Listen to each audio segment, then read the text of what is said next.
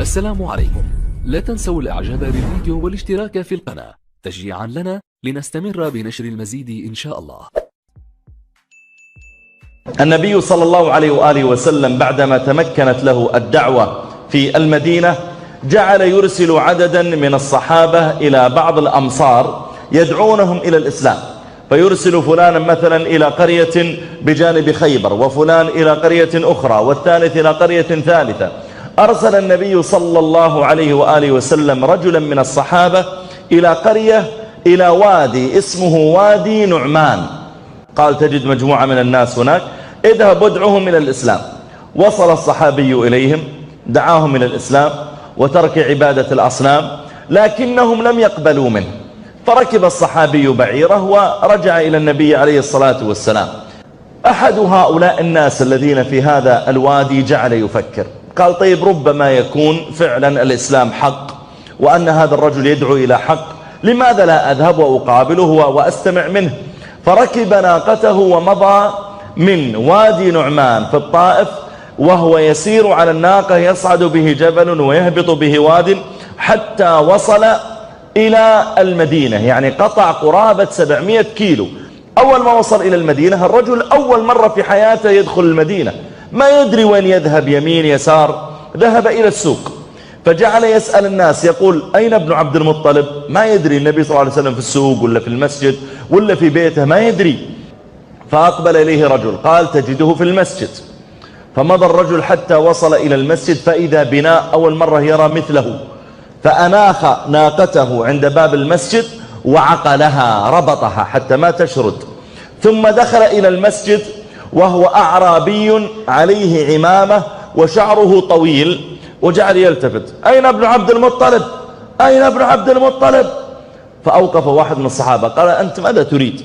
قال أين ابن عبد المطلب؟ قال هل ترى الرجل الأبيض الجالس هناك؟ قال نعم. قال هو ابن عبد المطلب. ماذا الرجل يتخطى الرقاب حتى أقبل، فإذا النبي عليه الصلاة والسلام جالس ومعه 4-5 من الصحابة، فلما وصل تلخبط ما يدري هو هذا ولا هذا، فقال أيكم ابن عبد المطلب؟ قال النبي عليه الصلاة والسلام ها أنا ابن عبد المطلب. قال إني سائلك فمشدد عليك في المسألة فلا تجدن في نفسك علي. قال النبي عليه الصلاة والسلام سل عما بدا لك. فقال من رفع السماء؟ قال الله. قال فمن بسط الأرض؟ قال الله. قال فمن نصب الجبال؟ قال الله. والنبي صلى الله عليه وسلم مستغرب، أنت ضارب مشوار تسألني من اللي نصب الجبال وخلق السماوات والأرض؟ فقال فأسألك بالذي رفع السماوات وبسط الأرض ونصب الجبال.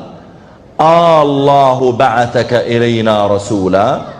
كان النبي عليه الصلاة والسلام متكئا، فلما سأله هذا السؤال جلس، ما دام الكلام عن الله أجلس. قال عليه الصلاة والسلام اللهم نعم، الله اللي أرسلني لكم، أنا لست كذابا، ما جبت الفكرة من عندي وقلت ترى أنا نبي، أنا والله صادق. قال فأسألك بالذي أرسلك، الله أمرك أن تأمرنا أن نترك عبادة الأوثان والأصنام التي يعبدها آباؤنا.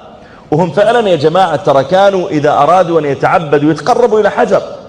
يقول أبو رجاء العطاردي وهو يتكلم عن حالهم قبل الإسلام، يقول خرجنا مرة في سفر فأخذنا معنا إلهنا الذي نعبده في كيس، إلههم حجر، صعب يخلون الإله الحالة في الديرة، فلازم يمكن يحتاجون شيء في السفر يكون الإله موجود. يقول فنزلنا منزلا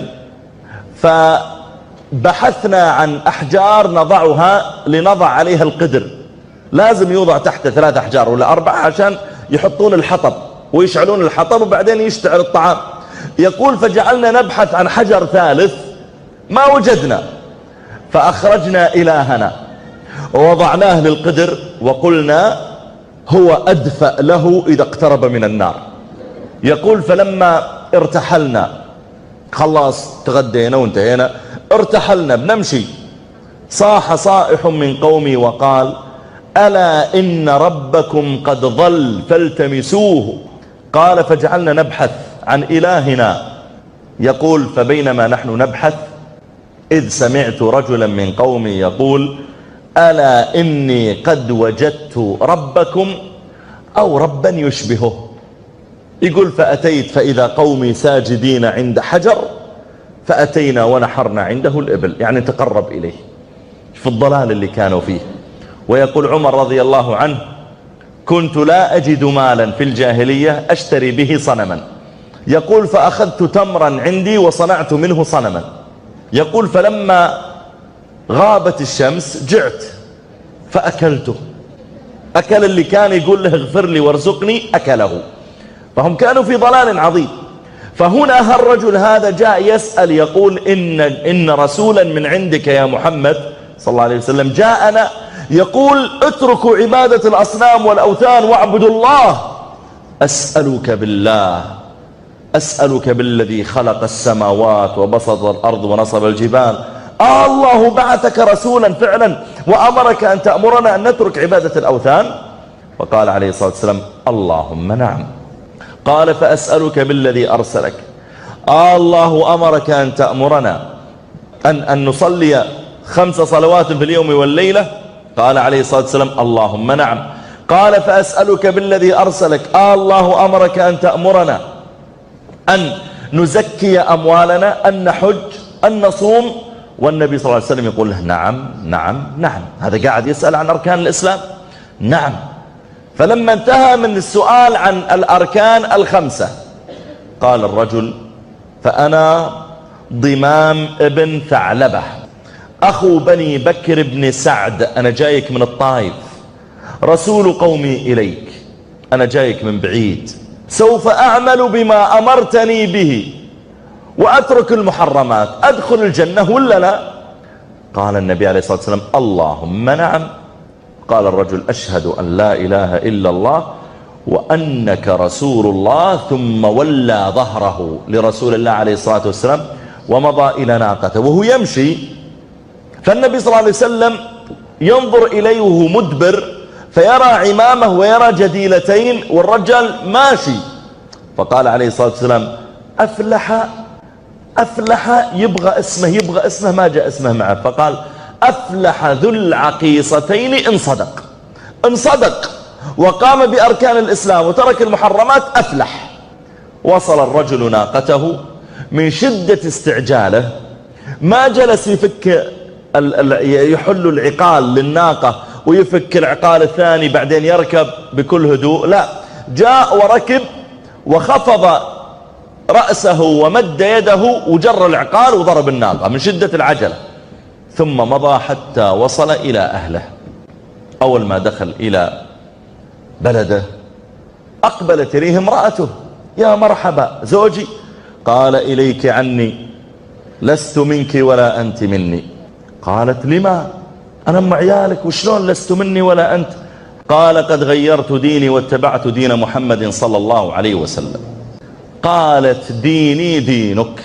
قال اذهبي واغتسلي وتعالي حتى أعلمك الإسلام.